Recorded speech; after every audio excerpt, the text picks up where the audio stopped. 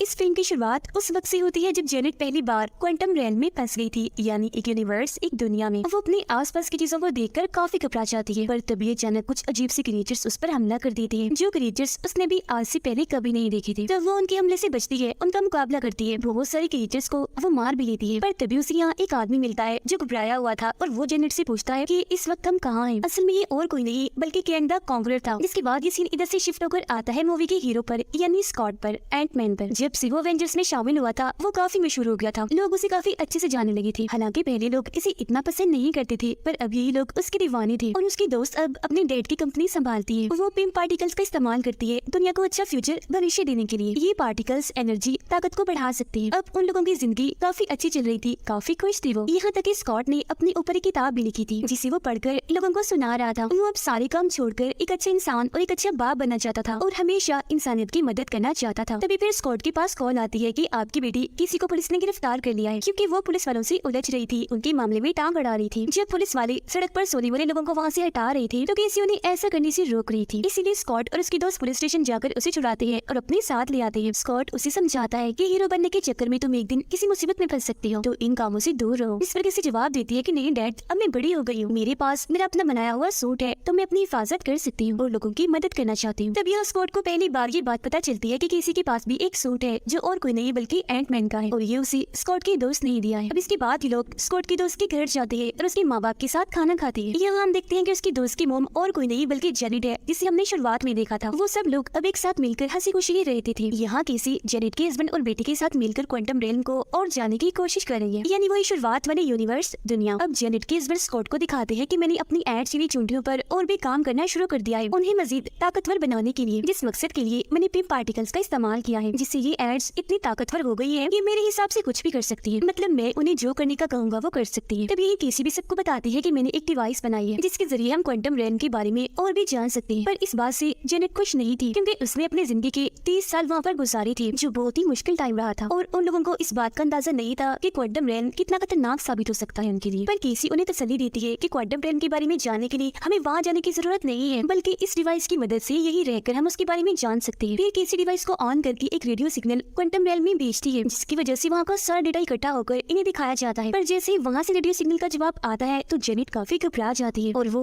उस डिवाइस को बंद करने के लिए कहती है, पर जब केसी नहीं करती तो वो खुद ही बंद कर देती है। पर तभी अचानक वो डिवाइस एक बार फिर खुद ब खुद ऑन हो जाती है और आसपास की सभी चीजों को अपनी तरफ खींचने लगती है, यहाँ तक कि उन लोगों को भी। इसीलिए वो सब डिवाइस के अंदर चली जाते हैं और एक अलग ही दुनिया में आ गई थी, जो और कोई नहीं थी बल्कि क्वांटम रेलम में थी। इनके साथ ही वो चींटियां भी क्वांटम रेलम में चली गई थी। स्कॉट अपने एंटमैन वाले सूट में आ गया था। वो और उसकी बेटी केसी एक ही जगह पर आई थी और अपने आसपास देखकर काफी हैरान थे, क्योंकि उन्हें कुछ समझ नहीं आ रही थी कि वो कहाँ आ गए। जबकि जेनेट की बेटी और हस्बैंड अलग जगह पर आए थे, उनके साथ जेनेट नहीं थी, तो वो घबरा गई थी, उसे ढूंढने लगती है। और फिर तभी जेनेट यहाँ आ ही जाती है। वो घबराई हुई थी और उनसे यहाँ चुप कर रहने का कहती है, जिसका मतलब था कि वो भी क्वांटम रेलम में ही आई थी, बस अलग अलग जगहों पर थी। उधर स्कॉट भी अपनी दोस्त यानी जेनेट की बेटी से राब्ता करने की कोशिश कर रहा था, पर वो राब्ता नहीं कर पा रहा था। पर फिर भी वो बार बार किसी को ये दिलासा दे रहा था कि हमें कुछ भी नहीं होगा, हम सब यहाँ पर महफूज हैं।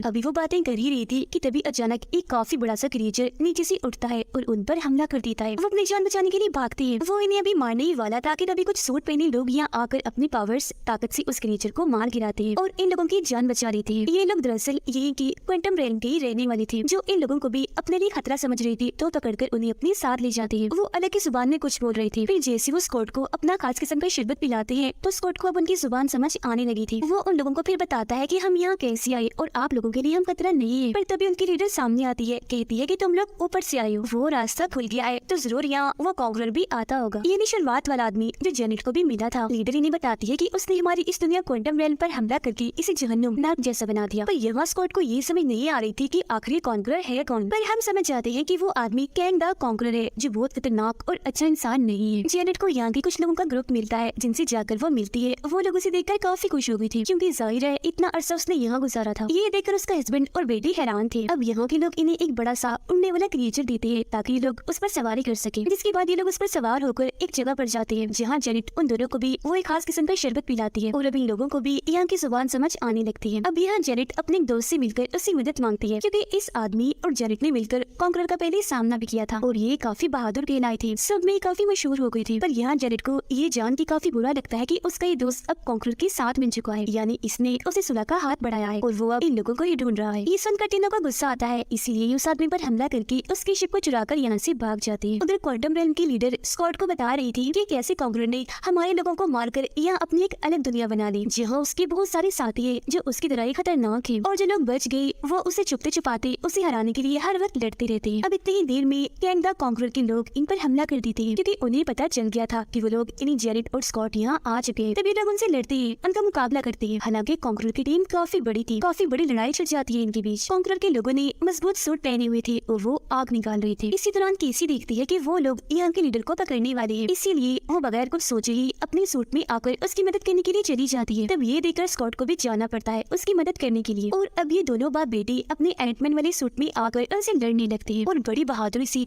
बहुत सारे लोगों को मार गिराते हैं। अभी उन लोगों ने सुकून का सांस ही लिया था कि तभी एक बड़ी सी रोबोट मशीन उन पर हमला कर देती है। वो आके गोली गिरा रही थी, खतरनाक लाइट छोड़ रही थी और साथ ही तेज बिजली भी, इसीलिए इन लोग अपनी जान बचाने के लिए भागने लगते हैं। मगर तभी वो रोबोट मशीन स्कॉट के सामने आकर कहती है कि तुमसे दोबारा मिलकर अच्छा लगा स्कॉट। इसके बाद वो मशीन अपना चेहरा दिखाता है, जिसे देखकर स्कॉट काफी हैरान रह गया था, क्योंकि ये उसका एक दुश्मनी था जिसे स्कॉट ने उसके सूट में ही मार दिया था। तो जाहिर है अब उसके दिमाग में ये सवाल था कि ये जिंदा अब कैसे है। वो भी इन्हें उठाकर अपने साथ ले आता है और बताता है कि उस दिन में मरा नहीं था, बल्कि मैं तो क्वांटम रेल में आ गया था, जहाँ कैंग द कॉन्करर ने मुझे बचाया और एक रोबोट मशीन बना दिया। मैं यहाँ आने वाले हर इंसान पर हमला करता हूँ। उधर जेनेट अपने हस्बैंड और बेटी को ये कहानी बता रही थी कि जब मैं यहाँ क्वांटम रेल में आई थी तब मेरी मुलाकात यहाँ कैंग द कॉन्करर से हुई। वो भी मेरी तरह यहाँ फंस गया था। उसने मुझे बताया कि मैं अलग अलग प्लैनेट्स पर जाता हूँ, पर शिप खराब होने की वजह से मैं यही फंस गया। दरअसल मेरे पास एक ऐसा शिप है जिसकी मदद से मैं किसी भी टाइम लाइन में किसी भी यूनिवर्स में जा सकता हूँ।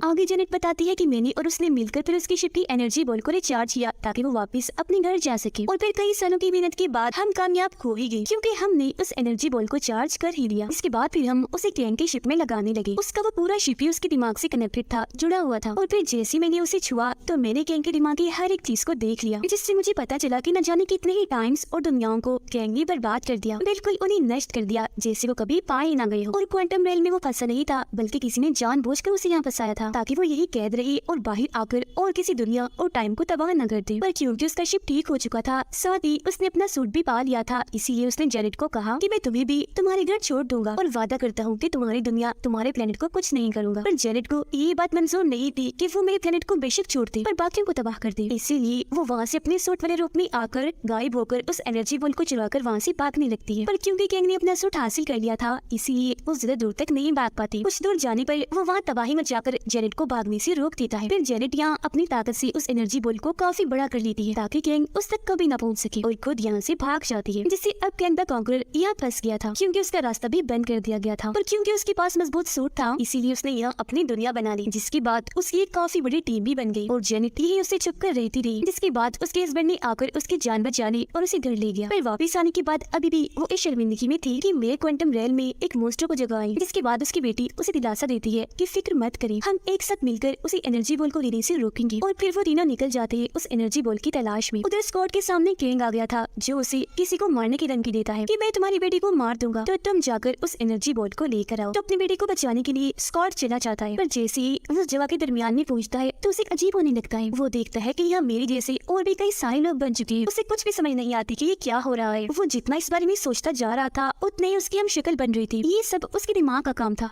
वो ही सब कर रहा था। और फिर स्कॉट जैसे लोगों की, क्योंकि यहाँ एक काफी बड़ी टीम बन गई थी, तो यहाँ उनके बीच भगदड़ मच जाती है, क्योंकि सारे भागकर उस तरफ जा रहे थे जो एनर्जी बॉल है। हर कोई उसे हासिल करना चाहता था, पर इस चक्कर में मेन स्कॉट तो वही नीचे ही दबा रह जाता है। पर फिर वो अपनी सारी हमशक्ल की मदद लेकर ऊपर चढ़ जाता है। ये सारे बिल्कुल वैसा ही कर रहे थे जैसे चिड़ियां करती है, मतलब कि एक दूसरे के ऊपर चढ़ रहे थे और एक लंबी सी लाइन ऊपर की तरफ इन्होंने बनवानी थी। वो सबसे ऊपर जाकर एनर्जी बॉल तक पहुंचने ही वाला था कि तभी नीचे गिर जाता है। पर तभी इधर उसकी दोस्त आकर उसे बचा लेती है। स्कॉट फिर यहाँ अपनी पावर ताकत से उस एनर्जी बॉल को दोबारा से छोटा बना देता है, और तभी इधर जेनेट और उसके हस्बैंड भी आ जाते हैं। जेनेट उसे कहती है कि किसी भी कीमत पर ये बॉल कैंग को मत देना, पर तभी इधर कैंग आकर स्कॉट से वो बॉल छीन लेता है। इस वजह से स्कॉट और उसके दोस्त अपने सूट में आकर उसे रोकने की कोशिश तो करते हैं, पर कोई फायदा नहीं होता, क्योंकि वो उन्हें ही गिरा देता है। जिसके बाद वो जेनेट को भी अपने साथ लेकर यहाँ से चला जाता है, और उधर उसका हस्बैंड रोबोट मशीन से लड़ने में मसरूफ था। अपने साथ ले जाने के बाद कैंग जेनेट को बताता है कि जब मैं हर टाइमलाइन में से गुजरा तो मैंने देखा कि धीरे धीरे करके सारी यूनिवर्स प्लेनेट खत्म हो रही है, किसी और की वजह से नहीं बल्कि वही रहने वाले लोगों की वजह से। इसीलिए मैंने सबसे पहले टाइम लाइन को अपने कब्जे में किया और जितने भी प्लेनेट यूनिवर्स मेरे लिए ठीक नहीं थे, खतरनाक थे, उन सभी को मैंने खत्म कर दिया और उन लोगों को भी नहीं छोड़ा जो मेरे साथ थे। अब हालांकि मैंने मिलियन बिलियन लोगों को मारा पर मुझे इस बात से कोई फर्क नहीं पड़ता। उधर स्कॉट और उसकी बेटी के पास जेनेट का हस्बैंड आता है जिसके साथ उनकी एंट्स भी थी जो पहले से अब काफी बड़ी और ताकतवर लग रही थी। वो फिर इन्हें बताते हैं कि इन चींटियों ने इस क्वांटम रेलम की सालों की जिंदगी मिनटों में बता दी और सिर्फ अपनी जहानत की वजह से ही ये ताकतवर और एडवांस होती चली गई।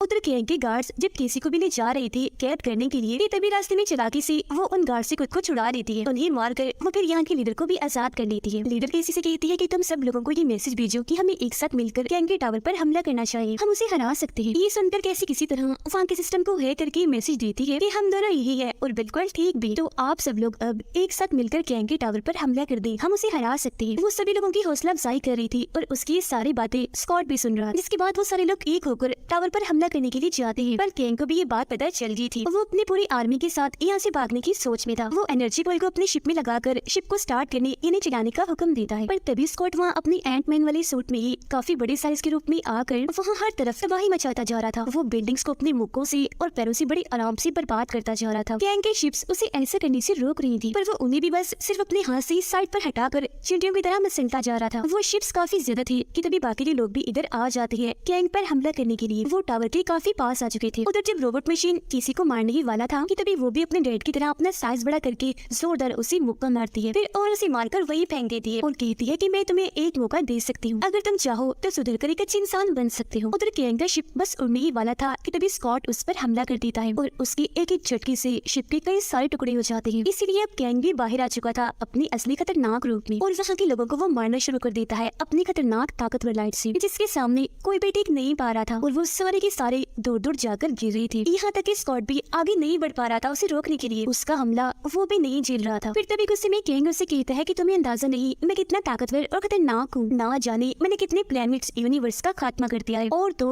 मैंने बहुत सारे एवेंजर्स के हीरो को भी मार गिरा है, तो तुम भी मेरे आगे कुछ नहीं। उसके ये कहते यहाँ पर बहुत सारी एड्स आ जाती है जो जेनेट का हस्बैंड अपने साथ लाया था। वो सारी की सारी एड्स एक साथ गैंग पर हमला कर देती है। उनकी तादाद इतनी ज्यादा थी कि गैंग के लिए उन्हें रोकना बहुत मुश्किल था, तो इसीलिए उसने अपने चारों तरफ एक शील्ड बना ली थी ताकि वो उन्हें रोक सके। पर तभी अचानक उस पर रोबोट मशीन का हमला हो जाता है जिससे वो शील्ड टूट जाती है और अब एक साथ सैकड़ों की तादाद में एड्स उस पर हमला कर देती है और इसी के साथ ही रोबोट मशीन का भी खात्मा हो जाता है। तभी जेनेट उन्हें कहती है कि आप सब जल्दी से टावर में आ जाए, हम यहाँ से निकलने लगे हैं। और क्योंकि उनके पास टाइम बहुत ही कम था इसीलिए वो जल्दी से टावर के अंदर आ जाते हैं। जेनेट ने यहाँ एनर्जी बॉल का इस्तेमाल करके एक पोर्टल, एक रास्ता बनाया था जिसके जरिए ये अपनी दुनिया में जाने लगते हैं। वो सारे तो चले जाते हैं पर अब जैसे स्कॉट की बारी आती है तो उसका गैंग हमला कर देता है और उसे काफी बुरा मारने लगता है क्योंकि वो दरअसल स्कॉट को रोककर खुद ही उस पोर्टल के रास्ते से बाहर जाना चाहता था। पर यह स्कॉट उसे रोकने के लिए अपनी पावर की मदद से एनर्जी बॉल को तबाह करने लगता है। तब ये देखकर गैंग जल्दी से यहाँ से बाहर निकलने की कोशिश करने लगता है पर जैसे वो पोर्टल के पास आता है तो सामने से स्कॉट की दोस्त आ जाती है जो उसे मारकर एनर्जी बॉल के पास टांग देती है। एनर्जी बॉल तो पहले ही स्कॉट तबाह कर रहा था इसीलिए वो फटने लगती है। वहाँ एक जोरदार धमाका होता है जो गैंग को भी अपने लपेट में ले लेता है और इस तरह से उसका खात्मा हो पाता है। पर ये लोग भी यहाँ से नहीं निकल पाते क्योंकि वो रास्ता बंद हो गया था, लेकिन वो इस बात से खुश थी कि हमने क्वांटम रेन को तबाह होने से बचा लिया। अब तभी किसी अपने डिवाइस की मदद से उनके सामने दोबारा से पोर्टल खोल देती है जिससे अब ये भी वापस आ जाते हैं। अब स्कॉट अपनी इस जीत के बारे में सोच ही रहा था कि तभी उसके जहन में गैंग की वो बात आती है कि अभी इससे भी बड़ा खतरा आने वाला है। पर इस बारे में इतना ना सोचकर वो अपनी जिंदगी एंजॉय करने का सोचता है और केसी के साथ अपनी बर्थडे मनाता है। ये सारे भी अब एक साथ बहुत खुश थे। इसके बाद हम गैंग की आर्मी को देखते हैं जिसमें अलग अलग तरह की